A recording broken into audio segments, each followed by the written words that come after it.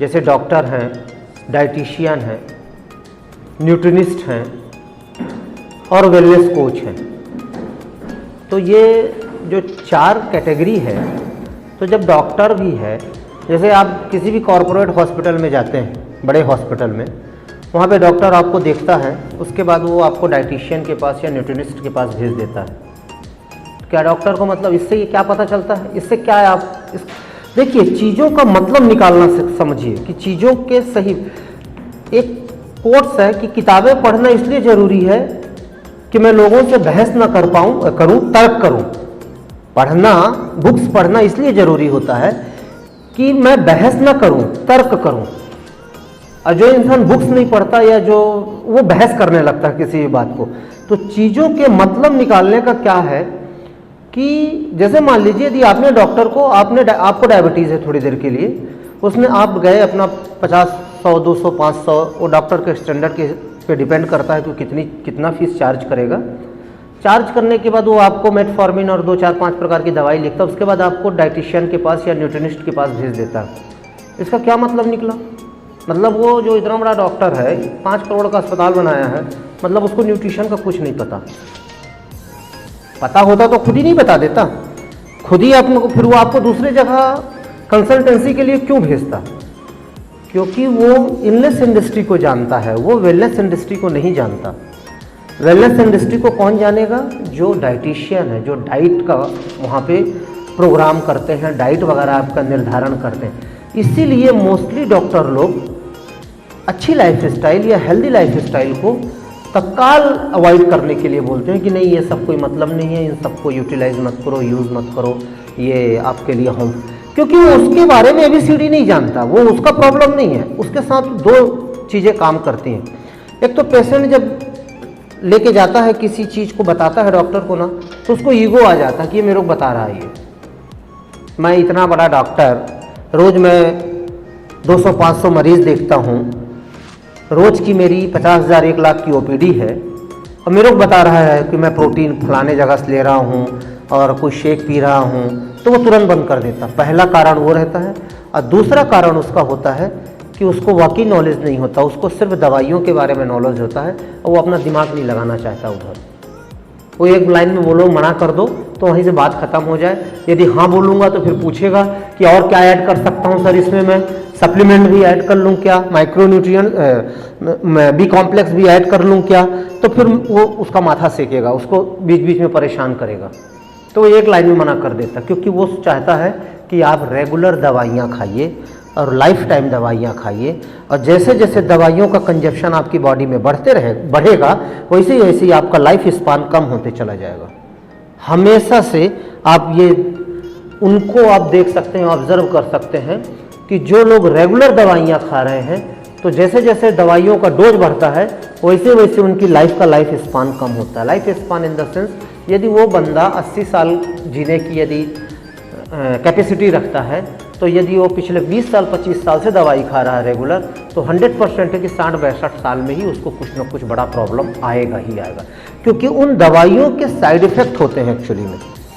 और दवाइयाँ जो होती है, जैसे आपने मेडिसिन खाया, एक मेडिसिन जैसे डोलो खाया 650 mg, पैरासीटामॉल खाया, या ये तो चलिए डोलो और पैरासीटामॉल खाते हैं, बट लेकिन जैसे जो डायबिटीज़ की दवाइयाँ हैं, जो हाइपरटेंशन की दवाइयाँ हैं, जो कोलेस्ट्रॉल की दवाइयाँ हैं, जो हार्ट से रिलेटेड प्रॉब्लम की दवाइयाँ हैं, इवन यहाँ तक बहुत सारे स्किन रिपेयरिंग के लिए, जो स्किन डिजीज़ के लिए लोग बाग ट्रीटमेंट कराते हैं, तो उसमें बहुत लंबे समय तक और बहुत स्टेरॉइड वाली दवाइयाँ खानी पड़ती हैं।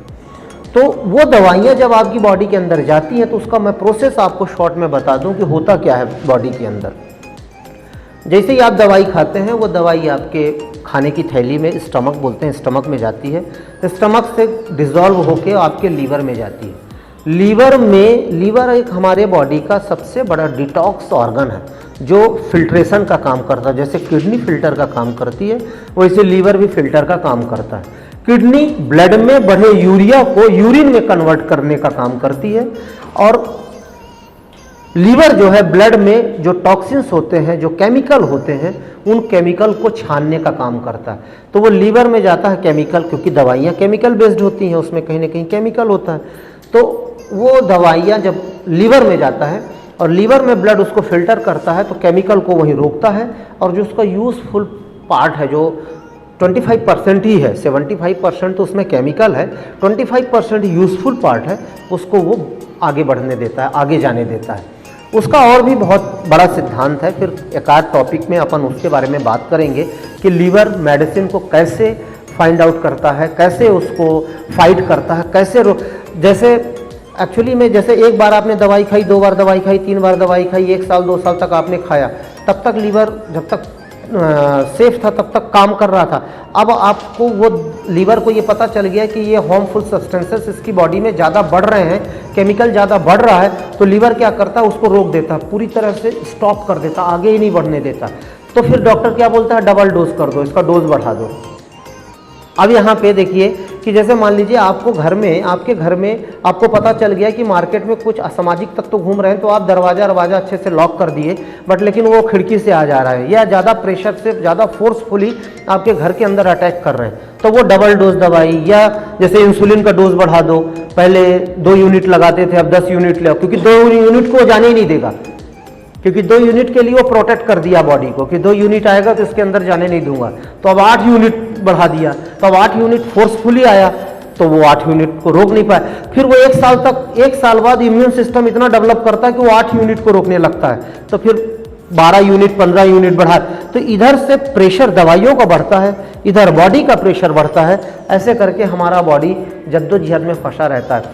इसलिए हम सब कोशिश करें कि मेडिसिन फ्री लाइफ, दवाइयाँ कम से कम खाएं। दुनिया में ऐसी कोई बीमारी नहीं है जिसके लिए सिर्फ एक्सीडेंटल को छोड़ के आपको दवाई की ज़रूरत रेगुलर पड़े। कभी कभार सर्दी खांसी बुखार, सर्दी, मौसम बदल गया, कोई इन्फेक्शन हो गया, तब की बात अलग है कि 3 से 5 दिन आप दवाई खा लीजिए, बट रेगुलर दवाई आप किसकी, शुगर की, बीपी की, थायराइड की या कोलेस्ट्रॉल की, आप अपने लाइफ स्टाइल से उसको मैनेज कर सकते हैं, अच्छी डाइट लेके मैनेज कर सकते हैं, और अपना सेल्फ नॉलेज लगाइए। आज मार्केट में हर कोई व्यापार कर रहा है, व्यवसाय कर रहा है। इन द सेंस यदि मैं बोलूं कि ये क्लब कल्चर क्यों खुला, एक इसका दूसरा पहलू यदि आप देखेंगे तो एक ये व्यवसाय है, थोड़ी देर के लिए एक प्रोफेशन है ये। यदि सब व्यवसाय कर रहे हैं तो उस कैटेगरी में ये वेलनेस भी व्यवसाय की कैटेगरी में आता है, बट एटलीस्ट यहाँ पे आपको खान पान की सही जानकारी तो दी जा रही है, सही न्यूट्रिशंस तो मिल रहे हैं। बाकी लोग जो व्यापार कर रहे हैं आपको मतलब नहीं चाहते कि वो आप हेल्दी रहें या मेडिसिन फ्री लाइफ रहें, तो आप अपना कॉमन सेंस लगाइए, अपना नॉलेज लगाइए, अपना यूट्यूब में देखिए या गूगल में सर्च करिए, या कोई जानकार है, कोई आपका नियर एंड डियर, उससे पूछिए। किसी एक के कहने पे उसी ढर्रे में मत चलते रहिए, क्रॉस एग्जामिनेशन कराना बहुत ज़रूरी है कि तथ्य जो सच्चाई है वो सही साबित होके निकल के आ पा रही है कि नहीं आ पा रही है। ठीक है, तो थैंक्स। चलिए अब अपन अपने टॉपिक की तरफ बढ़ते हैं।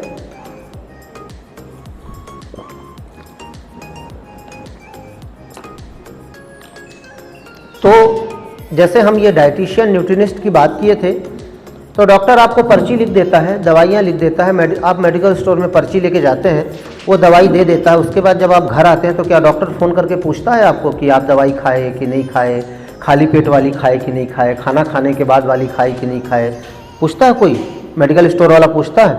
वो डाइटिशियन के पास हम जाते हैं जब, तो डाइटिशियन एक तो चिट्ठी पकड़ा देती है, पर्चा, जिसमें वो 8 प्रकार के दाल और खाना और नाश्ता और चाय और टोस्ट और ब्रेड और फलाना ढिमाका सब लिखा रहता है। उसके बाद वो पर्चा लेके जब हम घर आते हैं तो क्या वो डाइटिशियन पूछती है हमसे कि आप डाइट फॉलो कर रहे हैं कि नहीं कर रहे हैं? नहीं पूछती ना।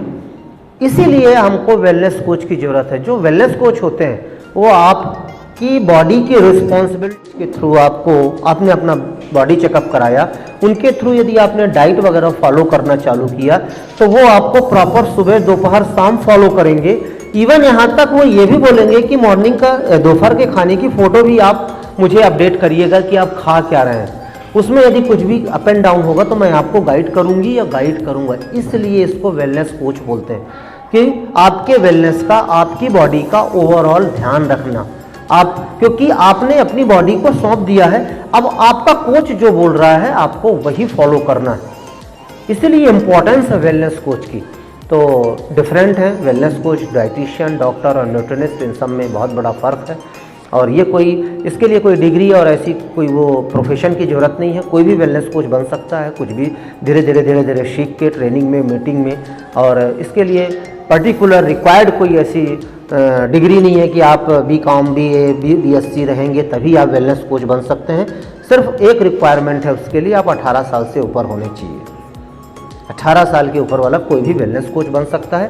और लर्निंग एटीट्यूड जिसमें है, जो सीखना चाहता है, स्टूडेंट कैटेगरी में आप यदि स्टूडेंट रहेंगे, स्टूडेंट बन के यदि आप सीखेंगे तो आप बहुत बेहतर टीचर बनेंगे, क्योंकि जो स्टूडेंट बहुत अच्छे से सीखता है वही अच्छे नॉलेज का या अच्छी क्वालिटी का टीचर या एजुकेटर बनता है।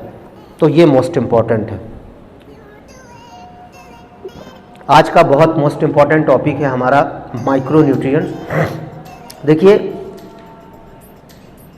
इम्पॉर्टेंट हमारा खाना है, और हिपोक्रेटस ने 5000 साल पहले बोला था, फूड इज मेडिसिन, खाना ही दवाई है। यदि आप अच्छा खाना खाएंगे तो आपको दवाई खाने की ज़रूरत नहीं पड़ेगी, और यदि आप खाना अच्छा नहीं खाएंगे तो दवाई आपको सूट नहीं करेगी। आयुर्वेद का भी यही सिद्धांत है। तो फूड इज मेडिसिन में, फूड में ही सारे न्यूट्रिशंस होते हैं, बट लेकिन जो उसका की फैक्टर है कि वैरायटी ऑफ फूड खाना। दुनिया का कोई खाना खराब नहीं है, वेज नॉन वेज सारे खाना सब कुछ अच्छा है, बट उसकी क्वांटिटी, उसका प्रपोर्शन, उसके तरीका, उसका टाइमिंग, ये सही होना चाहिए। आप यदि नॉनवेज खाते हैं, बहुत अच्छी बात है, नॉनवेज में बहुत सारे माइक्रो न्यूट्रिएंट्स होते हैं। अभी आपको बहुत सारी चीज़ें पता चलेंगी कि नॉनवेज में कौन कौन से माइक्रो न्यूट्रिएंट्स होते हैं, वेज में कौन कौन से माइक्रो न्यूट्रिएंट्स होते हैं। कुछ तो ऐसे माइक्रो न्यूट्रिएंट्स हैं जो सिर्फ नॉनवेज में ही होते हैं, वेज में होते ही नहीं है। तो ये बहुत ख़ास बात है, बट लेकिन उसकी क्वांटिटी सही होना चाहिए, उसका प्रोपोर्शन सही होना चाहिए, उसका मतलब प्रोसेस सही होना चाहिए, और खाने का तरीका और खाने का टाइमिंग सही होना चाहिए, क्वांटिटी सही होनी चाहिए, बहुत ज़्यादा एक्सेस नहीं होना चाहिए। तो खाने के अंदर ही हमारे न्यूट्रिशंस होते हैं। और हमारी बॉडी का जो फ्यूल है, जैसे हमारी गाड़ी का फ्यूल पेट्रोल है, ईंधन जिसको बोलते हैं, हमारी बॉडी का फ्यूल खाना है, न्यूट्रिशियस खाना। अब कुछ लोग ये बार बार शिकायत करते हैं, जैसे सर है, अब सर का ये प्रॉब्लम है कि मेरा वेट पुट ऑन नहीं हो रहा, वज़न नहीं बढ़ रहा। कुछ लोग बोलते हैं कि मेरा वज़न बहुत ज़्यादा है। कुछ लोग जैसे मैम का भी ब्लड बहुत कम है, हीमोग्लोबिन कम है थोड़ी देर के लिए। ऐसा नहीं है कि वो खाना नहीं खा रहे हैं, इसमें 3 फैक्टर एक साथ काम करते हैं। ध्यान से सुनिएगा, बहुत इंपॉर्टेंट बात है। 3 फैक्टर एक साथ काम करते हैं। पहला, आप जो खा रहे हैं उसमें न्यूट्रिशन नहीं है। दूसरा, जो आप खा रहे हैं उसमें न्यूट्रिशन तो है, बट आप उसको डाइजेस्ट नहीं कर पा रहे हैं, आपका डाइजेशन सही नहीं है। तीसरा, यदि आपका डाइजेशन भी सही है, खाने में न्यूट्रिशन भी प्रॉपर है, तो आपका एब्जॉर्प्शन, बॉडी का एब्जॉर्प्शन सही नहीं है। तो जब तक ये तीनों चीज़ें प्रॉपर राइट अमाउंट में और सही वे पे नहीं होंगी, तब तक कोई भी खाना हमारी बॉडी को सूट नहीं करेगा। पहले तो खाने में न्यूट्रिशन चाहिए, दूसरा हमारा डाइजेशन अच्छा होना चाहिए, तीसरा डाइजेशन होने के बाद एब्जॉर्प्शन अच्छा होना चाहिए। कि जैसे मान लीजिए आपने कोई भी खाना खाया है, आपने ड्राई फ्रूट्स खाया है, आपने बादाम खाया, तो बादाम में जो बादाम डाइजेस्ट होने के बाद जो उसका न्यूट्रिशन आया तो वो ब्लड में जाके मिला। ब्लड में जाने के बाद आपकी बॉडी में एब्जॉर्ब होना चाहिए, क्योंकि हर एक न्यूट्रिशंस का एक लिमिटेड एब्जॉर्प्शन टाइमिंग है। यदि वो इस टाइम तक बॉडी उसको एब्जॉर्ब नहीं किया तो उसके बाद वो बॉडी से बाहर निकल जाएगा, बॉडी उसको स्टोर नहीं कर सकता। तो हमारे खाने में ही सारे न्यूट्रिशंस हैं। तो पहला फोकस, पहली प्रायोरिटी हमको न्यूट्रिशन पे रखना है कि न्यूट्रिशन क्या कौन कौन से। अब आइए देखते हैं, थोड़ा सा कैटेगरी करेंगे अपन कि 2 टाइप हमारी बॉडी पे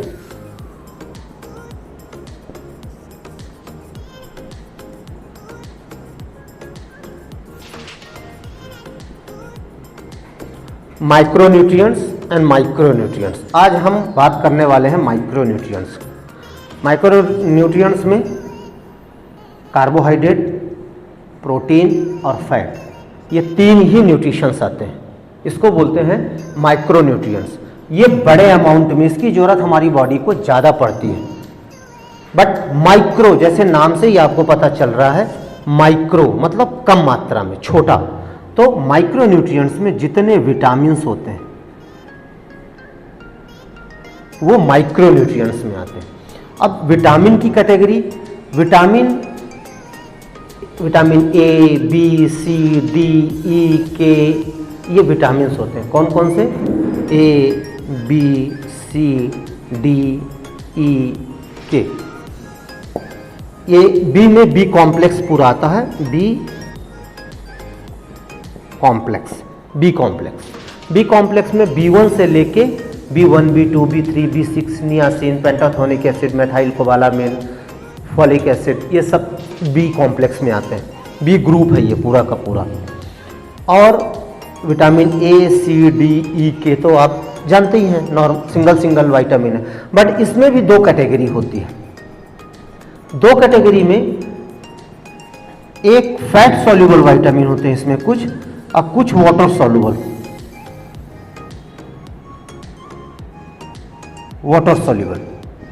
फैट सॉल्युबल विटामिन कौन कौन से हैं?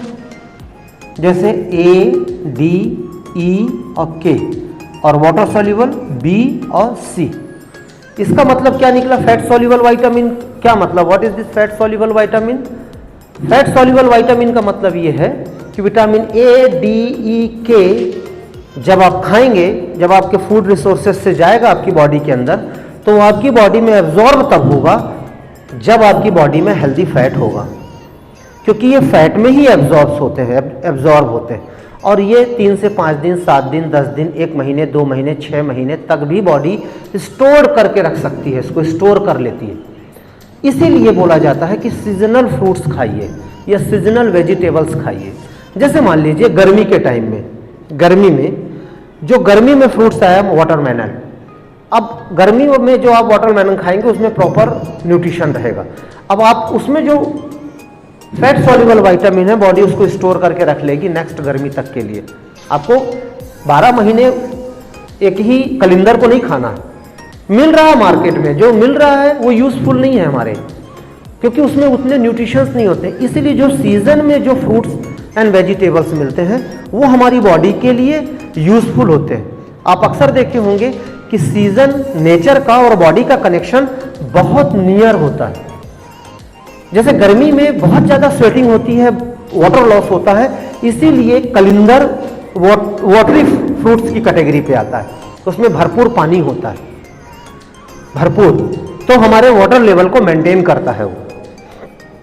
तो फैट सॉल्युबल विटामिन जो हमारे फैट में एब्जॉर्ब होते हैं, और वाटर सॉल्युबल विटामिन बी और सी, बी में पूरा बी कॉम्प्लेक्स और सी में सी, ये बॉडी में एब्जॉर्ब नहीं हो सकते, इसको आपको रोज खाना है। आज वो एक मैडम आई थी सुबह, आ रही हैं, अभी आई नहीं है, नहीं तो उनको समझ में आता। आज वो इसी चीज़ को पूछ रही थी मेरे से। तो वाटर सॉल्युबल का मतलब है इसको बॉडी आपको एब्जॉर्ब नहीं कर सकती, इसको रोज खाना पड़ेगा आपको। आज सुबह नाश्ते में आपने ऐसा कुछ फूड खाया जिसमें विटामिन बी कॉम्प्लेक्स था और सी था, और आज दिन भर बॉडी उसको यूटिलाइज करेगी, जितना उसको यूज़ करना था यूज़ कर ली, जो आप एक्स्ट्रा खा लिए थे उसको आपके यूरिन से फ्लैश आउट कर देगी, बाहर निकाल देगी, उसको स्टोर नहीं कर सकती। कल आपको फिर खाना पड़ेगा उसको, परसों फिर खाना पड़ेगा, और जब आप खाना बंद कर देंगे तो उसी से रिलेटेड प्रॉब्लम हमको होने लगेगी। इसीलिए लोग पूछते हैं ना कि इस टाइप के न्यूट्रिशंस को, शेक को कब तक पीना पड़ेगा। जब तक आपको हेल्दी रहना है तब तक पीना पड़ेगा, क्योंकि उसमें दोनों प्रकार के न्यूट्रिशंस हैं, वाटर सॉल्युबल भी है, फैट सॉल्युबल भी है। तो जो वाटर सॉल्युबल है, आज आपने, जैसे आपने आज खाना खाया, आज का खाना आपका डाइजेस्ट हो गया, रात में आपने सो गए, सुबह फ्लैश आउट कर दिया, कल फिर खाना खाने की जरूरत पड़ती है ना हमको, इसीलिए क्योंकि हमको एनर्जी का जो सोर्स है वो विटामिन बी कॉम्प्लेक्स से ही आती है एनर्जी। माइक्रोन्यूट्रिएंट्स चाहिए क्यों हमको? माइक्रोन्यूट्रिएंट्स हमारे ग्रोथ एंड डेवलपमेंट्स के लिए चाहिए, हमारे बॉडी के ग्रोथ एंड डेवलपमेंट्स के लिए चाहिए। प्रॉपर तरीके से चिल्ड्रन हेल्थ, बच्चों के ग्रोथ के लिए भी न्यूट्रिशन, माइक्रोन्यूट्रिएंट्स मोस्ट इम्पॉर्टेंट होते हैं। और साथ में जो हार्मोन्स हैं हमारे हार्मोन्स का जो रोल है, हमारी बॉडी में 50 से 60 ऐसे हार्मोन्स हैं जो रेगुलर पर डे रिलीज होते हैं और हमारी बॉडी के फंक्शंस को डिलीवर्ड करते हैं।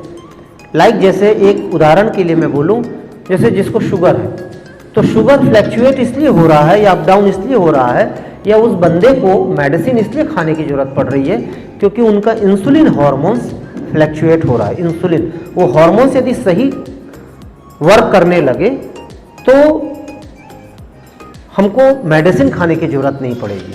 ऐसे यदि आप खुश हैं, यदि आपको हैप्पी, खुशी महसूस हो रही है, या आप इरिटेट हो रहे हैं, या आपको नींद आनी है, या आपको मतलब कहना चाहिए कि थोड़ा सा बॉडी जो में पेन है उसको शॉर्ट आउट करना है, तो ये सब हार्मोन्स का खेल है। हार्मोन्स का नाम बता रहा हूं मैं, ये डोपामिन, ऑक्सीटोसिन, सेरोटोनिन, एंडोर्फिन, ये 4 ऐसे हार्मोन्स हैं जो आपके हैप्पी हार्मोन्स की कैटेगरी पे आते हैं, पेन किलर हार्मोन्स। तो इन हार्मोन्स को प्रॉपर डेवलप करने के लिए, उनको प्रॉपर वर्किंग करने के लिए ये माइक्रो न्यूट्रिएंट्स हेल्प करते हैं। इसीलिए हमको न्यूट्रिशंस फूड में होना बहुत ज़रूरी है। यदि आपकी डाइट में माइक्रो न्यूट्रिएंट्स नहीं होंगे तो आपके हार्मोन्स भी डिस्टर्ब होने लगेंगे। इसीलिए ये फूड जो हमारा स्मार्ट फूड है, वो कंप्लीट उसको लेने के बाद हमको धीरे धीरे day by day better feel होने लगता है, क्योंकि उसमें डायरेक्टरी फाइबर से लेके सारे माइक्रोन्यूट्रिएंट्स एंड माइक्रोन्यूट्रिएंट्स 114 प्रकार के विटामिन और मिनरल्स हैं जो हमारी बॉडी को रिक्वायर्ड है, 114 प्रकार के। और यदि आप फूड बेस्ड, यदि इस चीज़ों को फूड से कलेक्ट करना चाहते हैं, फूड से यदि आप कंटिन्यू करना चाहते हैं, तो उसके लिए फिर आपको ऑर्गेनिक फूड में जाना होगा। तो जो फैट सॉल्युबल विटामिन है, वाटर सॉल्युबल विटामिन है, हम समझ गए। नेक्स्ट अपन अब एक एक करके थोड़ी सी कैटेगरी देखते हैं और कुछ प्रॉब्लम सिम्टम्स देखेंगे कि नॉर्मली कुछ सिम्टम्स हम, जैसे हमारे नाखून वाइट पैचेज आने लगते हैं नाखून में, कुछ लोगों के नाखून में वाइट के पैचेज आने लगते हैं, तो उनको लगता है कि कैल्शियम की कमी हो गई, वो एक्चुअली में प्रॉब्लम कुछ और है। या कुछ लोगों की ऑयली स्किन होती है, उनको लगता है कि मेरी नेचुरल ही ऑयली स्किन है। कुछ लोग बोलते हैं कि मेरी ड्राई स्किन है, कुछ लोग बोलते हैं मेरी ऑयली स्किन है। ऐसा नहीं है, आपके अंदर इंपॉर्टेंट न्यूट्रिएंट्स के डेफिशिएंसी है करके आपको वो सिम्टम्स आ रहे हैं। कुछ लोगों के हील क्रैक होते हैं, मतलब पैर में, मतलब पैर फटने लगते हैं, या लिप्स के साइड में क्रैक्स आने लगते हैं न्यूट्रिशन के डिफिशियंस, तो उसको भी समझेंगे अपन। कुछ 5-7 सिम्टम्स ऐसे हैं और किन किन न्यूट्रिशन की डिफिशियंसी से होता है, हम उसको कैसे फुलफिल कर सकते हैं, हमारे फूड रिसोर्सेज कौन कौन से हैं, इन चीज़ों को समझेंगे, सुनेंगे, नोट करेंगे। बट पहले अपन सबसे पहले ए से चालू करते हैं। A for Apple, vitamin A बहुत मोस्ट इंपॉर्टेंट विटामिन है और आई साइट के लिए, हमारे आँखों की रोशनी के लिए, लाइट विज़न के लिए, इन्फेक्शन फाइट करने के लिए, मतलब हमारी बॉडी में यदि किसी प्रकार का इन्फेक्शन हो गया है इंटरनल, हमारा बॉडी में यदि स्वेलिंग आ गई है, इन्फ्लेमेशन हो रहा है, तो उससे फाइट करने के लिए, इम्यून सिस्टम को बूस्ट करने के लिए, इम्यून सिस्टम रोग प्रतिरोधक क्षमता, अभी जो कोविड के टाइम में जो सबसे ज़्यादा इम्पॉर्टेंट था इम्यूनिटी हमारी, उसको प्रॉपर तरीके से डेवलप करने के लिए विटामिन ए, मतलब विटामिन यदि उसकी डेफिशिएंसी होगी हमारी डाइट में तो 100% है ये प्रॉब्लम हमको क्रिएट होने लगेगी। धीरे धीरे ये जो, जैसे हमारा रोग प्रतिरोधक क्षमता कम होगी तो रेगुलर फ्रीक्वेंट कफ कोल्ड होने लगेगा। आपका कलर ब्लाइंडनेस, मतलब आप रात में कलर नहीं पहचान पाएंगे, आपका आई साइट जो है, आपका लाइट विज़न जो है वो आपका, जैसे जो डार्केस्ट येलो से लेके और आपके ऑरेंज और ग्रीन कलर, ये आप डिटेक्ट नहीं कर पाएंगे। आपकी आंखें, कुछ लोग बोलते हैं ना मेरी आंखें थोड़ा मतलब चमक रही है, आंखों में चमक रहा है, मतलब विटामिन ए की डेफिशिएंसी हो रही है। उसको प्रॉपर तरीके से फुलफिल करने के लिए हमको जितने भी मिल्क, दूध में अच्छी क्वालिटी का विटामिन ए होता है। ग्रीन लीफी वेजिटेबल्स में, ऑरेंज में, कैरेट, गाजर में बहुत अच्छी क्वालिटी का विटामिन ए होता है। ग्रीन लीफी वेजिटेबल्स, हरी पत्तेदार सब्जियों में, साथ में ऑर्गन मीट जिसको कलेजी बोलते हैं, ऑर्गन मीट में भी विटामिन ए होता है। तो हमारी देखिए माइक्रोन्यूट्रिएंट्स, जो भी हमने माइक्रोन्यूट्रिएंट्स की बात की है वो आपका फुलफिल तब होगा जब आप वैरायटी ऑफ फूड खाएंगे, सिर्फ दाल चावल सब्जी या दाल चावल रोटी या दाल चावल रोटी में स्टिक रहेंगे तो 100% है कि हमको न्यूट्रिशन की डिफिशियंसी होगी ही होगी। वैरायटी ऑफ फूड का मतलब जैसे आपको ड्राई फ्रूट्स भी खाना है, स्प्राउट्स भी खाना है, फ्रूट्स भी खाना है, सैलड भी खाना है, वेजिटेबल्स भी खाने हैं, थोड़ा सा दाल चावल भी खाना है। नॉनवेज यदि आप खाते हैं तो नॉनवेज भी खा सकते हैं, एग वाइट येलो मतलब एग यॉक के साथ खाना है। तो ये सब चीज़ें जब आप वैरायटी ऑफ फूड खाते हैं तो वैरायटी ऑफ न्यूट्रिशन हमारी बॉडी के अंदर जाते हैं। तो विटामिन ए का सबसे अच्छा सोर्स होता है carrot, orange, green leafy vegetables, orange. तो इन सब को भी हमको अपने डाइट में फाइंड आउट करना है कि हमारी बॉडी में जा रहा है कि नहीं जा रहा।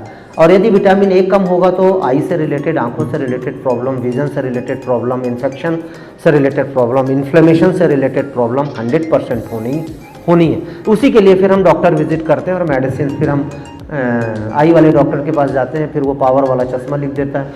हम अपने रूट कॉज पे काम नहीं करते, हमारे खाने पीने में जो डेफिशिएंसी हो रही है उसको यदि फुलफिल करेंगे तो 100% कंप्लीट हो जाएगा।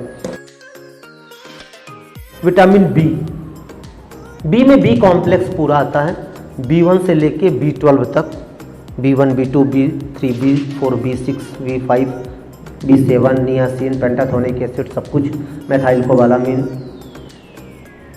आपके मेटाबॉलिक रिएक्शंस को इम्प्रूव करता है। मेटाबॉलिक रिएक्शंस होता क्या है, जब हम एनाबॉलिज्म कैटाबॉलिज्म दोनों को मिला के मेटाबॉलिज्म बनता था। मेटाबॉलिक रिएक्शन मतलब एनर्जी बनाने का जो सोर्स है हमारी बॉडी में। आपने जैसे सुबह नाश्ते में पोहा खाया, चबा के खाया, खाने के बाद आपके स्टमक में गया, स्टमक में जाने के बाद उसमें बहुत सारे डाइजेस्टिव एंजाइम्स ऐड हो गए, जो भी उसको डाइजेस्ट करना, ब्रेक डाउन होना। अब 100% पोहा चावल का बना हुआ है तो उसमें कार्बोहाइड्रेट होगा, कार्बोहाइड्रेट ब्रेक डाउन होगा तो ग्लूकोज बनेगा, ग्लूकोज से जब एनर्जी बनाएगी, प्रोसेस बनेगी, तो उस समय मेटाबॉलिज्म आपका काम करता है। तो वो मेटाबॉलिक रिएक्शंस को इम्प्रूव करना है, मतलब एनर्जी डेवलप करना है, तो आपको बी कॉम्प्लेक्स चाहिए। इसीलिए जब आप डॉक्टर के पास जाते हैं, किसी दूसरी बीमारी के नाम से जाते हैं और डॉक्टर के पेशेंट चेयर से उठते उठते बोल देते हैं कि आपको थोड़ा सा कमजोरी भी लग रही थी, तो वो बी कॉम्प्लेक्स या मल्टीविटामिन साथ में ऐड कर देता है। तो बी मेटाबॉलिक रिएक्शंस को ठीक करने के लिए, एनर्जी, आरबीसी के प्रोडक्शन के लिए, मतलब आपको बॉडी में यदि खून बनाना है, हीमोग्लोबिन बनाना है, तो विटामिन बी कॉम्प्लेक्स चाहिए। और बी कॉम्प्लेक्स में जो B12 है ऑक्सीजन की कैरी करने के लिए। अब जैसे हीमोग्लोबिन का एक सिस्टम है, आरबीसी, डब्ल्यूबीसी, हम सब जानते हैं। आरबीसी जो है लाल रक्त कणिकाएं होती हैं, वो जैसे हमने सांस लिया तो इन्वायरमेंट में बहुत सारी गैस होती हैं, उसमें से ऑक्सीजन को वो पहचानती हैं आरबीसी, और ऑक्सीजन को कैप्चर करके हमारे ब्लड से के थ्रू पूरी बॉडी में रेगुलेट करते हैं। तो ऑक्सीजन कैरी करने का काम, ऑक्सीजन कैरी करने में हेल्प करने का काम बी कॉम्प्लेक्स का है। आपके आरबीसी प्रोडक्शन बनाने में, क्योंकि आरबीसी भी एक सेल है, रोज टूटती है, रोज बनती है, तो जो नई आरबीसी बननी है उसके प्रोडक्शन के लिए आपकी बॉडी में प्रॉपर बी कॉम्प्लेक्स चाहिए। साथ में आपका एनर्जी के लेवल को मेंटेन, यदि आप थके महसूस कर रहे हैं या आप 3 घंटे 4 घंटे 5 घंटे काम करने के बाद थक जाते हैं, तो 100% है कि आपकी बॉडी में बी कॉम्प्लेक्स की कमी हो रही है। आप उसको चेक करिए। और माइक्रोन्यूट्रिएंट्स की जो न्यूट्रिशन डिफिशियंसी होती है, यूजुअली इंसान उसको खींचते रहता है, चलाते रहता है, ध्यान नहीं देता। हाँ ठीक है, कोई दिक्कत नहीं है, हो जाएगा, कर लेंगे।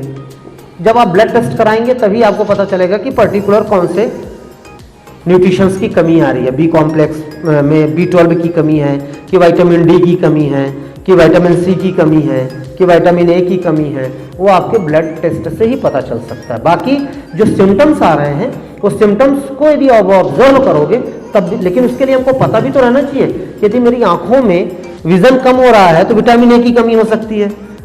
यदि मेरी एनर्जी नहीं बन रही है या मेरे को थका महसूस कर रहा हूँ तो बी कॉम्प्लेक्स की कमी हो सकती है। हमको उसके लिए इतना नॉलेज, जो हम यहाँ पे अपने वेलनेस सेंटर पे बीच बीच में इस टाइप का नॉलेज सेशन रखते हैं और लोगों को अवेयर करने का काम, कि ज़्यादा से ज़्यादा आप अवेयर रहें। छोटे छोटे चीज़ों के लिए आप डायग्नोस्टिक डॉक्टर विजिट ना करें, अपना खुद आप जजमेंट कर पाए। तो साथ में बॉडी के हर एक पार्ट को विटामिन B12 चाहिए होता है। विटामिन B12 बहुत मोस्ट इंपॉर्टेंट है, बी कॉम्प्लेक्स में बॉडी के हर एक पार्ट में चाहिए। और B12 का जो सबसे अच्छा सोर्स है वो एनिमल फूड है, नॉनवेज। नॉनवेज से B12 मतलब होता वो वेज में भी है, बट जो मैंने स्टार्टिंग में 3 चीज़ें बताई थी कि बॉडी उसको या तो डाइजेस्ट नहीं कर पा रही है या एब्जॉर्ब नहीं कर पा रही है, तो जो वेज में B12 होता है उसको बॉडी एब्जॉर्ब भी नहीं कर पाता अच्छे से, लेकिन नॉन वेज का जो B12 है उसको बॉडी अच्छे से एब्जॉर्ब कर पाता, उसका एब्जॉर्प्शन अच्छा होता है। तो नॉन वेज में B12 अच्छा है। साथ में fish, chicken, poultry, dairy product. Dairy product जो है वो भी नॉन वेज प्रोडक्ट है भाई। गाय का दूध जो है जानवरों से ही तो, गाय से ही तो आता है, तो दूध, दही, पनीर, छाछ, मट्ठा जो भी है उन सब में B12 अच्छा होता है। आप उसको रेगुलर यूज़ कर सकते हैं, कंज्यूम कर सकते हैं, बीच बीच में ले सकते हैं। साथ में सोयाबीन, सोयाबीन में कंप्लीट बी कॉम्प्लेक्स है, B1 से लेके B12 तक। इतना मोस्ट इम्पॉर्टेंट मतलब फूड है वो सोयाबीन। सोयाबीन इसीलिए जो हमारे स्मार्ट फूड में जो प्रोटीन शेक बनता है उसमें सोयाबीन का प्रोटीन होता है, वो सोया का प्रोटीन होता है। सोया प्रोटीन प्लस वे प्रोटीन। वे प्रोटीन कहाँ से मिलता है? मिल्क से मिलता है। जब दूध से पनीर निकालते हैं, जब दूध को फाड़ते हैं उसके बाद पनीर निकाल लेते हैं, उसके बाद जो पानी येलो येलो कलर का पानी रहता है उसी में वे प्रोटीन होता है, वहीं से वे प्रोटीन को शक किया जाता है। तो एनिमल सोर्स से भी आपके प्रोटीन आ गया और वेजिटेरियन सोर्स से भी प्रोटीन सोयाबीन से आ गया। इसीलिए हमारी बॉडी के लिए वो इतना हेल्पफुल होता है और हम डिजीज के अगेंस्ट फाइट कर पाते हैं। तो सोयाबीन में बहुत अच्छा बी कॉम्प्लेक्स है। ग्रीन लीफी वेजिटेबल्स में अच्छा, मटर में बहुत अच्छा बी कॉम्प्लेक्स होता है। हरा मटर जो आता है बहुत अच्छी क्वालिटी का, मतलब बेस्ट सोर्स यदि देखा जाए तो एनिमल प्रोडक्ट सोयाबीन और मटर, हरा मटर। बाकी जो ग्रेन्स हैं, ग्रेन्स में भी, होल ग्रेन्स में, बीन्स में भी बहुत अच्छा है। होल ग्रेन्स में ओट्स और व्हीट, गेहूं, ओट्स में भी बहुत अच्छा। इसीलिए अनाज खाने से हमको एनर्जी आती है। अनाज में बी कॉम्प्लेक्स B1 से लेके B12 तक रहता है। और बी ग्रुप जो है वाटर सॉल्युबल है, इसीलिए रोज अनाज खाने की जरूरत पड़ती है, क्योंकि बॉडी उसको स्टोर नहीं कर सकती। बी कॉम्प्लेक्स को बॉडी स्टोर नहीं कर सकती। यदि एक बार आप विटामिन ए को ज़्यादा ले लेंगे, उसको आप 1 हफ्ते तक नहीं भी खाएंगे तो चलेगा। यदि आपने एक्सेस ले लिया तो बॉडी उसको स्टोर करके रख लेगी, जब बॉडी को जरूरत पड़ेगी तो आप अपने स्टोर से निकाल के यूज़ कर लेगी। लेकिन बी कॉम्प्लेक्स को वो स्टोर नहीं कर सकती, उसको वाटर सॉल्युबल है, उसको आपको day by day, per day खाना पड़ेगा।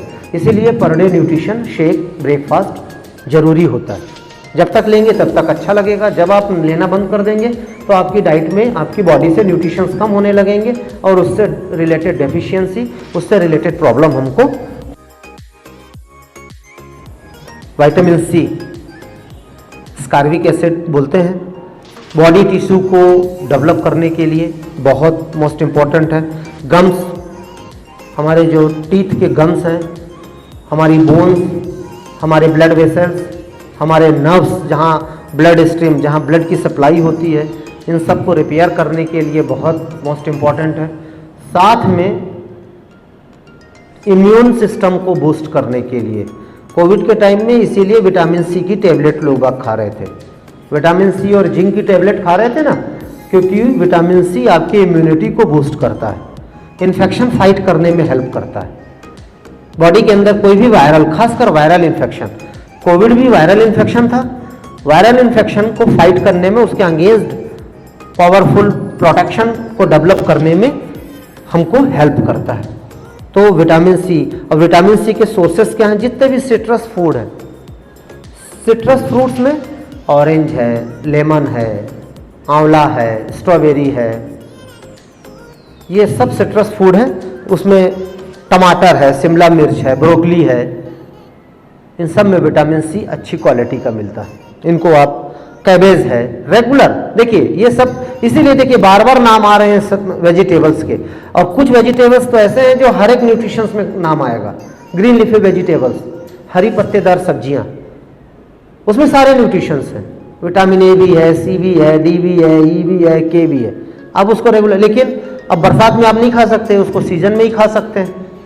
भाजी जितनी आती हैं उन सब में आयरन भी है, बहुत सारे मिनरल्स भी हैं उसमें, तो उसको तो आप सीजन में ही खाएंगे ना। तो अब बरसात में यदि आप भाजी नहीं खा सकते तो जो दूसरे सोर्स हैं उसको आप ऐड कर सकते हैं कि हमारी बॉडी के अंदर न्यूट्रिशंस कम ना हो। विटामिन डी बोन्स के लिए, टीथ के लिए, नेल्स के लिए सबसे ज़्यादा जरूरी है। बोन्स के लिए विटामिन डी, कैल्शियम के एब्जॉर्प्शन के लिए। जैसे मान लीजिए आपके फूड में कैल्शियम है, आप रोज दूध पी रहे हैं, दूध में कैल्शियम होता है, रोज आप दूध पी रहे हैं, बट लेकिन विटामिन डी कम है आपकी बॉडी में, तो कैल्शियम आपका एब्जॉर्ब नहीं होगा, स्टोर नहीं होगा बॉडी के अंदर, रुकेगा ही नहीं, मतलब कैल्शियम की कमी आपको पूरी नहीं हो पाएगी। तो कैल्शियम को पूरा करने के लिए विटामिन डी का होना बहुत जरूरी है, क्योंकि कैल्शियम की बॉन्डिंग विटामिन डी ही करता है, उसी को पकड़ता है। सबसे अच्छा सोर्स क्या है? सनलाइट। रोज सुबह 15 मिनट यदि आप 5 ऑन अ वीक, हफ्ते में 5 दिन, ज़्यादा नहीं, हफ्ते में 5 दिन 5 ऑन अ वीक 15 मिनट यदि आप वहाँ पे सनलाइट में होते हैं तो आपका विटामिन डी का सोर्स बहुत अच्छा है। स्किन के लिए भी विटामिन डी बहुत अच्छा है, बहुत ज़रूरी है स्किन के लिए, स्किन की ग्लो के लिए, या स्किन प्रॉपर हमारी हेल्दी स्किन डेवलप हो तो विटामिन डी चाहिए, क्योंकि जो सनलाइट है हमारी स्किन के थ्रू ही एब्जॉर्ब होती है बॉडी में, तो स्किन को भी रिपेयर करती है, स्किन को भी हेल्दी करती है। तो सनलाइट के अलावा यदि आप फूड में देखें तो फोर्टिफाइड मिल्क, फोर्टिफाइड मिल्क का मतलब होता है जो मिल्क विटामिन डी से फोर्टिफाइड किया गया हो। फोर्टिफाइड सीरियल्स, फोर्टिफाइड सीरियल्स मतलब दालें जितनी जो फोर्टिफाइड होती हैं विटामिन डी से, उनमें विटामिन, फिश एग के येलो पार्ट में विटामिन डी होता है। आप रोज एक होल एग खा सकते हैं, ऐसा नहीं है, उसमें बहुत अच्छे न्यूट्रिशंस हैं, मतलब जो पीला वाला पोर्शन है उसका एक खाइए। यदि आप रोज 2 या 3 एग खाते हैं तो उसमें से 2 के एग वाइट खाइए और एक होल एग खाइए कंप्लीट, जिसमें आपका पीला वाला में जो विटामिन डी है, कुछ और मिनरल्स हैं उसमें, जिंक भी होता है उसमें, जो आपकी बॉडी में प्रॉपर तरीके से जाए। तो विटामिन डी के वैसे सबसे अच्छा सोर्स सनलाइट ही है, बट फोर्टिफाइड यदि मिल्क है, फोर्टिफाइड सीरियल है और एग का येलो पार्ट है जो एक अच्छा सोर्स होता है। फिश से भी विटामिन डी, उसमें भी विटामिन डी होता है। साथ में ऑर्गन मीट, जो कलेजी की बात किया था मैं, जिसमें विटामिन ए भी बहुत अच्छा होता है, तो कलेजी में भी विटामिन डी होता है। तो ऑर्गन मीट भी आप, मतलब ये वेज नॉन वेज दोनों कैटेगरी है, इनमें से जो आपको सुटेबल लगे, जो आपको बेटर लगे, जिसकी अवेलेबिलिटी आपके पास ज़्यादा हो। कुछ लोग प्योर वेजिटेरियन, कुछ लोग तो वेजिटेरियन होते हैं बट एग वगैरह खा लेते हैं, दूध वगैरह लेते हैं वेजिटेरियन में। कुछ लोग वेजीज होते हैं, वेजीज का मतलब जो दूध भी नहीं लेते, एग तो छोड़ ही दीजिए आप, मतलब उसको भी वो नॉन वेज ही मानते हैं वेजीज, तो उनको न्यूट्रिशन की बहुत कमी होती है। वो बोलते जरूर है कि मैं बहुत हेल्दी हूँ, मैं बहुत हेल्दी हूँ, लेकिन यदि आप डेयरी प्रोडक्ट यूज़ नहीं कर रहे हैं, यदि आप एटलीस्ट नॉनवेज नहीं खा रहे हैं, एग नहीं खा रहे हैं, तो उसका एक सब्स्टिट्यूट आपका milk and dairy product, milk product हो सकता है, कुछ ना कुछ उसमें न्यूट्रिशंस आपको मिल सकते हैं। विटामिन ई मोस्ट इंपॉर्टेंट है। विटामिन ई जो आपकी सेल टिश्यू को डैमेज करने से बचाता है। हमारी बॉडी सेल से बनी हुई है, सब जानते हैं, सेल ही आपस में मिलकर टिश्यूज़ बनाते हैं, टिश्यूज़ आपस में मिलकर ऑर्गन्स डेवलप करते हैं, ऑर्गन्स आपस में मिलकर सिस्टम क्रिएट करते हैं, सिस्टम आपस में मिलकर पूरा बॉडी क्रिएट होता है। तो आवर स्मॉलेस्ट यूनिट, हमारी बॉडी का सबसे स्मॉलेस्ट यूनिट क्या है? सेल, कोशिकाएं। 100 ट्रिलियन से ज़्यादा सेल्स हैं हमारी बॉडी में। हेड टू टो, मतलब सर के बाल से लेके पैर के नाखून तक कुछ भी आपकी बॉडी में दिख रहा है, हेयर से लेके ब्लड, आपके लीवर, किडनी, हार्ट, लंग्स, जो भी है सब सेल है, सब कुछ सेल से बना हुआ है। तो सेल के टिश्यूज को डैमेज होने से बचाने के लिए विटामिन ई चाहिए, मोस्ट इंपॉर्टेंट है विटामिन ई। साथ में आरबीसी को प्रोडक्शन के लिए भी विटामिन ई चाहिए, क्योंकि आरबीसी भी एक सेल है। तो विटामिन ई के जब इतना मोस्ट इंपॉर्टेंट काम है, तो उसके रिसोर्सेज फूड, जो ग्रेन है, जो अनाज है, साथ में व्हीट जर्म। व्हीट जर्म समझते हैं आप लोग? जवारा बोते हैं ना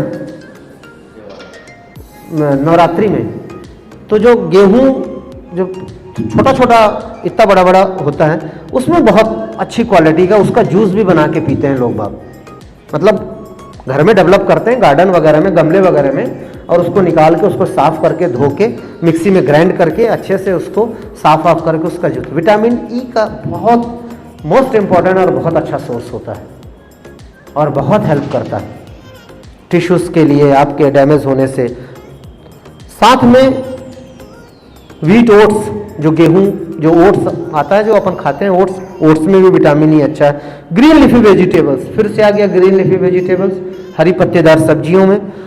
वेजिटेबल ऑयल, जो वेजिटेबल ऑयल होते हैं जैसे कैनुला ऑयल है, सनफ्लावर ऑयल है, सफोला का जो ऑयल है, जो वेजिटेबल्स ऑयल होते हैं उनमें भी विटामिन ई अच्छी क्वालिटी का होता है। बट लेकिन वो रिफाइंड नहीं होना चाहिए, कोल्ड प्रेस ऑयल होना चाहिए। जैसे ही आप उसको रिफाइन कर देते हैं तो बहुत सारे उसके न्यूट्रिशंस गायब हो जाते हैं। कच्ची घानी का कोल्ड प्रेस ऑयल खैर अवेलेबल नहीं होता, जल्दी मिलता नहीं है, लेकिन यदि आपके पास अवेलेबिलिटी है तो आप ज़रूर उसको यूज़ करिए। कोल्ड प्रेस ऑयल में आप सरसों का तेल यदि आप यूज़ कर रहे हैं तो आपके हार्ट हेल्थ के लिए बहुत अच्छा है, आपके ओवरऑल बॉडी के फंक्शंस के लिए बहुत अच्छा। मस्टर्ड ऑयल बहुत अच्छा है, आपको फिर बहुत ज़्यादा महंगे ऑयल में जाने की ज़रूरत नहीं पड़ेगी। आपका सरसों का तेल आपके ओवरऑल उसमें ओमेगा 3 ओमेगा 6 अच्छी क्वालिटी के, और आपका डाइजेशन, आपके कोलेस्ट्रॉल फ्री सारी चीज़ें उसमें आपको मिलेंगी। बट लेकिन कोल्ड प्रेस ऑयल होना चाहिए वो। तो विटामिन ई वेजिटेबल ऑयल के साथ साथ अंडे के येलो पार्ट में भी विटामिन ई होता है। देखिए कितनी सारे न्यूट्रिशंस आ गए उसमें, विटामिन डी भी होता है, विटामिन ई भी होता है। तो ये सब एग यॉक जो है उसको यूज़फुल है, वो उसको आप खा सकते हैं। में विटामिन के क्लॉट मास्टर है ये, इसको निक नेम में जैसे विटामिन डी को सनशाइन विटामिन बोलते हैं, वैसे विटामिन के को क्लॉट मास्टर बोलते हैं। क्लॉटिंग का काम करता है, क्लॉटिंग का, कहीं भी आपके कट लग जाए, चोट लग जाए, ब्लेड से कट जाए, या कहीं भी मतलब घुटने में कहीं गिर गए हम, तो जो ब्लीडिंग को रोकने का काम है वो ग्लू टाइप का काम करता है, वो ग्लू। तो वो फट से यदि आपकी बॉडी में विटामिन के अच्छी मात्रा में है तो तुरंत आपकी बॉडी का जो ब्लीडिंग है वो रुक जाएगा अपने आप, और यदि विटामिन के कम है तो ब्लीडिंग नहीं रुकेगी। फिर जब आप हॉस्पिटल जाते हैं तो उसी विटामिन के का ही आपको इंजेक्शन लगाया जाता है कि इसकी ब्लीडिंग रुक जाए, पहले तो ब्लीडिंग रुके चोट लगने के बाद। तो विटामिन के क्लॉट मास्टर है। सोयाबीन में बहुत अच्छी क्वालिटी का है विटामिन के। बी कॉम्प्लेक्स भी बहुत अच्छा था सोयाबीन में, विटामिन के भी बहुत अच्छा है। और बी कॉम्प्लेक्स में B1 से लेके B12 तक, और साथ में विटामिन के जो क्लॉट मास्टर है वो भी बहुत अच्छी अवेलेबिलिटी है उसकी। साथ में हरी पत्तेदार सब्जियों में दूध, दही, पनीर, छाछ, डेयरी प्रोडक्ट, जितने भी डेयरी प्रोडक्ट हैं उनमें सब में विटामिन, कैल्शियम, ए, विटामिन के। अब ये देखिए कि सिर्फ दूध पीने से या दूध के प्रोडक्ट यूज़ करने से आपको कोई एक न्यूट्रिशंस नहीं मिल रहा, कई सारे न्यूट्रिशंस जा रहे हैं वहाँ से आपको। अब कम मात्रा में जाते हैं इसलिए हम दूध भी पी लेते हैं, हरी पत्तेदार सब्जियां भी खा लेते हैं, क्योंकि ये सॉलिड आइटम है, ये आइसोलेटेड नहीं है। वो जाने के बाद कितना एब्जॉर्ब होगा, कितना डाइजेस्ट होगा, ये तो आपकी बॉडी का सिस्टम और बॉडी का मेटाबॉलिज्म बताएगा। हाँ, यदि आप सप्लीमेंट ले रहे हैं तो आपको फिर लिमिटेड डोज में लेना पड़ेगा, क्योंकि सप्लीमेंट आइसोलेटेड होती है, वो डायरेक्ट जाएगी, और वो कैप्सूल है जैसे मान लीजिए B12 की, तो वो सिर्फ B12 को जाके इंक्रीज करेगी, बढ़ाएगी। तो जो फूड रिसोर्सेज हैं उनसे हम सारे वाइटामिन्स जो हमारे विटामिन ए से लेके विटामिन के तक जो माइक्रो न्यूट्रिएंट्स की कैटेगरी पे आते हैं उनको हम प्रॉपर तरीके से अपने, मोस्टली देखिए अभी तक हमने जितने सारे विटामिन के बारे में फूड रिसोर्सेज के बारे में बात की उसमें हरी पत्तेदार सब्जियों का नाम कई बार आया, डेयरी प्रोडक्ट का नाम कई बार आया, अनाज का नाम आया, बट उसको कम खाना, क्योंकि दूसरी चीज़ें भी आपको दूसरी जगह से जाती हैं। ऑर्गन मीट, कलेजी में भी बहुत अच्छे न्यूट्रिशंस होते हैं, वहाँ से भी हमको प्रॉपर तरीके से न्यूट्रिशंस मिलते हैं। कुछ सिम्टम्स होते हैं हमारी बॉडी के, उन सिम्टम्स को देख के हम ये अंदाज़ा लगा सकते हैं कि हमारे मतलब जैसे हमने बात की कि एनर्जी लेवल हमारा यदि कम हो रहा है तो 100% हमारा बी कॉम्प्लेक्स कम हो रहा होगा। यदि हमारी आई साइट में प्रॉब्लम हो रही है तो विटामिन ए कम हो रहा है। हमारी हड्डियां कमज़ोर हो रही हैं तो विटामिन डी कम हो रहा है। बार बार यदि हम थका थका महसूस कर रहे हैं तो विटामिन डी की कमी की वजह से होता है। B12 में भी हम थके थके महसूस करते हैं क्योंकि वो बी कॉम्प्लेक्स की कैटेगरी में। ऐसे यदि आपके नाखून में यदि वाइट वाइट पैचेज आ रहे हैं तो आपके कैल्शियम की कमी नहीं हो रही है, आपकी बॉडी में जिंक की कमी हो रही है। जिंक एक मिनरल है, जिंक आयन, ये मिनरल्स की कैटेगरी में आते हैं। और जिंक की डेफिशिएंसी की वजह से नाखून हमारे टूटने लगते हैं और पैचेस, वाइट पैचेस आते हैं जो आपके मीट, फिश और दाल और अंडों में अच्छी क्वालिटी का होता है। एग वाइट मतलब एग यॉक में एक होल एग खाने के लिए इसीलिए सजेस्ट किया जाता है कि जिंक आपका इम्यून सिस्टम के लिए भी बहुत अच्छा है। पेंट दुकान में पेंट में जिंक रहता है, उसमें जिंक ही डलता है, जो ये पेंट करते हैं हम लोग, उसकी एक अलग स्मेल रहती है इसीलिए। तो जिंक बहुत मोस्ट इम्पॉर्टेंट है आयरन मतलब मिनरल में। साथ में यदि आपकी ऑयली स्किन हो रही है, बार बार ऑयल कुछ भी आप लगाते हैं तो हम बोलने लगते हैं कि नहीं हमारी तो नेचुरल ऑयली स्किन टेंडेंसी है मेरी। कुछ लोग की ड्राई स्किन, कुछ लोग का ऑयली स्किन, ऐसा नहीं है। आपके हमारी बॉडी में ये आप समझ लीजिए कि जिंक और दूसरे ट्रेस मिनरल की भी कमी हो रही है। इसमें भी जिंक और ट्रेस मिनरल्स का मतलब इंपॉर्टेंट जो मिनरल्स होते हैं जैसे आयरन बहुत मोस्ट इंपॉर्टेंट है, मतलब जिंक से भी ज़्यादा इंपॉर्टेंट। पहले नंबर में आयरन है, दूसरे नंबर में जिंक है, क्योंकि हीमोग्लोबिन को बढ़ाने के लिए आपको आयरन चाहिए। आयरन बीटरूट में बहुत अच्छा है, लेकिन आप बीटरूट खाएंगे और विटामिन सी नहीं खाएंगे तो कोई मतलब नहीं रहेगा। आप बीटरूट का जूस पी रहे हैं तो आपको विटामिन सी नींबू डाल के ही पीना पड़ेगा, तभी आपका हीमोग्लोबिन इंक्रीज करेगा, क्योंकि विटामिन सी ही उसकी बॉन्डिंग करता है, उसको पकड़ता है। जैसे कैल्शियम की बॉन्डिंग विटामिन डी से होती है, वैसे ही आयरन की बॉन्डिंग विटामिन सी से होती है। तो मीठा कम खाइए। जिन लोगों की ऑयली स्किन हो रही है ना, वो मीठा कम खाएं, क्योंकि मीठा ज़्यादा खाने से जिंक का एब्जॉर्प्शन रुक जाता है। ज़्यादा स्वीट मिठाइयाँ, रसगुल्ला, गुलाब जामुन, वैसे भी वो हार्मफुल है, हाई कैलोरीज फूड है, आपका वजन भी बढ़ाता है, प्रोसेस्ड फूड है, रिफाइंड चीज़ें हैं, रिफाइंड कार्ब्स होते हैं उसमें, तो वो आपके लिए हार्मफुल होता है। लिप्स के साइड में यदि आपके हिल क्रैक्स हो रहे हैं, यदि एड़ियाँ फट रही हैं आपकी, तो 100% है आपको कि B2 और B3 की कमी हो रही है। बी कॉम्प्लेक्स में जो दो विटामिन है, विटामिन B2 और B3, उन दोनों की कमी की वजह से ऐसा होता है। तो आप अपने फूड रिसोर्सेज चेक कर लीजिए, होल ग्रेन्स देख लीजिए, आपके खाने में ऐसे कौन से फूड है जहाँ से B2 और B3 प्रॉपर तरीके से, जैसे मैं बताया कि मटर में बहुत अच्छी क्वालिटी का बी कॉम्प्लेक्स होता है, सोयाबीन में B1 से लेके बी कॉम्प्लेक्स तक कंप्लीट न्यूट्रिशंस होते हैं, पूरे बी ग्रुप। इसीलिए सोयाबीन का जो प्रोटीन है उसमें प्रोटीन तो होता ही है, प्रोटीन के लिए रिच सोर्स है। 100 ग्राम सोयाबीन में 50 ग्राम प्रोटीन होता है। इतना ज़्यादा प्रोटीन और किसी में नहीं मिलेगा आपको, चिकन में भी नहीं मिलेगा, ना फिश में मिलेगा, ना मटन में मिलेगा। यदि प्लांट सोर्स से, और प्रोटीन जो है प्लांट सोर्स से ही हमारी बॉडी में एब्जॉर्ब होता है। तो बट दूसरे न्यूट्रिशंस के लिए नॉनवेज अच्छा है, बट क्वांटिटी में कम क्वांटिटी में और थोड़ा सा गैप करके, रेगुलर नहीं, तो आपके न्यूट्रिशंस उसमें भरपूर आपकी बॉडी फुलफिल कर पाए। बाकी जितना रॉ फूड है, प्लांट सोर्स है, जितनी चीज़ें, जितने न्यूट्रिशंस एक्सेप्ट विटामिन B12 को छोड़ के जितनी चीज़ें प्लांट से आती हैं वो आपकी बॉडी के लिए हेल्पफुल होती हैं, और जितनी चीज़ें एनिमल से आती हैं वो आपकी बॉडी के लिए हार्मफुल होती हैं।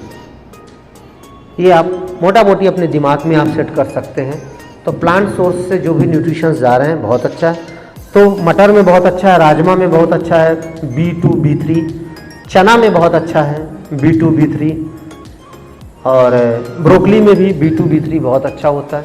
तो आप यदि रेगुलर अपने रूटीन पे ऐसे फ्रूट्स और वेजिटेबल्स को ऐड करेंगे तो आपका जो हिल क्रैकिंग का प्रॉब्लम है या लिप्स क्रैक हो रहे हैं तो ज़रूर उसमें आपको बेनिफिट मिल सकता है। फ्लैकिंग ऑफ स्किन का मतलब होता है जो पपड़ी, चेहरे से जो पपड़ी निकलने लगती है, या हमारी कहीं भी बॉडी से पपड़ी ऐसा मतलब रूखी स्किन रहती है, रब करने से वहाँ से पपड़ी, डेड सेल्स बोलते हैं कि डेड सेल्स निकल रही हैं करके, तो फ्लैकिंग ऑफ स्किन बोलते हैं उसको, वो ओमेगा 3 फैटी एसिड की कमी की वजह से होता है। अब ओमेगा 3 फैटी एसिड बहुत मोस्ट इंपॉर्टेंट है। ये तो अभी स्किन के सिम्टम्स की बात कर रहा हूँ। स्किन के सिम्टम्स से ज़्यादा इंपॉर्टेंट आपके हार्ट हेल्थ और ब्रेन हेल्थ के लिए चाहिए ओमेगा 3। मतलब यदि मैं बोलूँ कि सारे न्यूट्रिशंस में सबसे अच्छा न्यूट्रिशंस कौन है तो ओमेगा 3 है, जो आपके ब्रेन के फंक्शन और हार्ट के फंक्शंस को मेंटेन करता है। हमारे बॉडी के मोस्ट इंपॉर्टेंट ऑर्गन्स हैं ये दोनों बड़े, ये दोनों फंक्शन कर रहे हैं तो सब कुछ ठीक है। दोनों थोड़ा सा भी रेस्ट लिए तो रेस्ट एंड पीस हो गए, कुछ भी हुआ हार्ट में थोड़ा सा भी, आज तक रुका क्या हार्ट काम करते करते? रेस्ट लिया क्या, आराम किया क्या? हम लोग तो रेस्ट भी करते हैं, सोते हैं 6 घंटे 7 घंटे 8 घंटे, हार्ट को नींद नहीं आती, हार्ट नहीं थकता क्या हमारा? लेकिन कभी रेस्ट नहीं करता, वो हमेशा काम करता है। तो वो रेगुलर काम तब करेगा जब आप ओमेगा 3 लेंगे। छोटे बच्चे हैं 4 साल 5 साल, उनके कई बच्चों के दांतों के बीच बीच में गैप रहते हैं, तो वो किस वजह से होती, किसकी कमी की वजह से होती है? नहीं, वो तो दूध के दांत है, पहले यदि छोटे बच्चे यदि अभी हैं वो तो टूटेंगे अभी जी, जी। तो वो डेवलप हो रहे हैं, उनके गम्स का जो प्रोडक्शन है वो गम्स में कैसे उस ग्रोथ एंड डेवलपमेंट हो रहा है, या कैल्शियम कैसा जा रहा है उनकी बॉडी में, माँ के ब्रेस्ट फीड माँ कितना कराई है जिससे कैल्शियम प्रॉपर जाए, या काउ मिल्क ले रही है, तो ये डिपेंड करता है। बट उतना टेंशन लेने की बात नहीं है। जब वो वाले दांत आएंगे ना तो वो समय यदि न्यूट्रिशन सही रहेगा, डाइट में प्रॉपर कैल्शियम और विटामिन डी, और जो कहना चाहिए कि विटामिन सी जो हमारे गम्स के लिए बहुत ज़रूरी है, क्योंकि विटामिन सी जैसे कुछ अभी आएगा वो गम्स से रिलेटेड आएगा, बताता हूँ मैं उसको। तो वो जब परमानेंट टीथ डेवलप होंगे ना तो उससे रेगुलर रूटीन पे आ जाएंगे, वो कहीं कोई दिक्कत नहीं। Thank you sir. Okay ma'am. तो ओमेगा 3 फैटी एसिड बहुत मोस्ट इंपॉर्टेंट है, जो आपके सीड्स एंड नट्स में होता है। फैट सॉल्युबल विटामिन की बात किया था मैं, ये विटामिन उसी फैट में एब्जॉर्ब होंगे आपके। हमारी बॉडी से फैट को रिड्यूस करने का ये मतलब नहीं है आपको वजन कम करना है तो इसका मतलब ये नहीं कि बॉडी फैट फ्री हो जाए आपकी बॉडी में फैट चाहिए। आप लोग को शायद याद होगा जब हम बॉडी चेकअप करते हैं आपका, उसमें हम फैट का परसेंटेज बताते हैं कि नॉर्मल बॉडी में, नॉर्मल इंसान में 10 से 20, मेल में 10 से 20 नॉर्मल होना चाहिए और वुमेन्स में 20 to 30 नॉर्मल होना चाहिए। इतना फैट रहना चाहिए बॉडी में। और 21 to 25 हाई पे जाता है, 25 प्लस में रिस्क में रहते हैं मेल में, और 20 to 30 नॉर्मल है फीमेल का, और 31 to 35 हाई पे है, 35 प्लस में रिस्क में। एक्सेस नहीं होना चाहिए, नॉर्मल कैटेगरी पे होना चाहिए, क्योंकि कुछ माइक्रोन्यूट्रिएंट्स फैट नहीं रहेगा तो एब्जॉर्ब ही नहीं होंगे आपकी बॉडी में। तो ओमेगा 3 फैट चाहिए फ्लैकिंग ऑफ स्किन के लिए, हार्ट हेल्थ के लिए, ब्रेन हेल्थ के लिए। जितने सीड्स एंड नट्स हैं ऑल, अखरोट में बहुत अच्छी क्वालिटी का ओमेगा 3 होता है। ओमेगा 3 अपने आप में बहुत बड़ा टॉपिक है, फिर वो उसमें 3 प्रकार के ओमेगा 3 होते हैं, 3 प्रकार में कौन किस में है वो लंबा टॉपिक है। पहले तो हमको ये समझना है कि हमको सीड्स एंड नट्स खाने, ड्राई फ्रूट्स खाने की चीज़ है। सिर्फ भात दाल रोटी सब्जी में सीमित नहीं रहना, थोड़ा सा स्प्राउट भी खाना है, थोड़ा चना भी खाना है, थोड़ा सलाद भी खाना है, थोड़े सीजनल फ्रूट्स भी खाने हैं। नॉनवेज खाते हैं तो एग वाइट भी खाना है, बॉयल एग भी खा सकते हैं। चिकन भी थोड़ा सा आप हल्का सा रोस्ट करके या बॉयल करके ब्लैक पेपर वगैरह डाल के उसको खा सकते हैं, लेस ऑयल में बना के कुक करके, बहुत ज़्यादा लाल मिर्च और स्पाइसी और अपने टेस्ट का ना बना के, जो बॉडी के यूज़फुल के लिए वैसा बना के आप बिल्कुल खा सकते हैं। पेल स्किन, जो हमारी स्किन का नेचुरल कलर है वो हल्का पिंक होता है, बट कुछ लोगों की स्किन एकदम वाइट दिखने लगती है, पेल जिसको बोलते हैं अपन, हीमोग्लोबिन की कमी की वजह से, साथ में B12 और आयरन की डिफिशियंसी की वजह से। अब हीमोग्लोबिन कम हो रहा है तो हीमोग्लोबिन क्यों कम हो रहा है? B12 नहीं है और आयरन नहीं है करके हीमोग्लोबिन बन ही नहीं पा रहा है, तो हीमोग्लोबिन कम होगा ही होगा। लेकिन यदि न्यूट्रिशन की बात करें तो न्यूट्रिशन में B12 और आयरन की डेफिशिएंसी की वजह से आपकी स्किन पेल होती है। आपको ये सिम्टम जो 5-7 प्रॉब्लम बता रहा हूँ उसको आप देख के ही समझ सकते हैं कि क्या न्यूट्रिशंस कम हो रहा है इसमें। ब्लीडिंग गम्स से ब्लीड करना, ब्लड आ जाना गम्स में, कुछ लोगों के मसूड़ों से ब्लीडिंग होने लगती है विटामिन सी के डेफिशिएंसी की वजह से, क्योंकि गम्स में बहुत पतली पतली ब्लड वेसल्स होती हैं और विटामिन सी यदि कम हो गया ना तो जो ब्लड वेसल्स होते हैं जहाँ ब्लड सप्लाई चल रही है ना वहाँ से ब्लड बाहर आने लगता है, शक्कर के बाहर।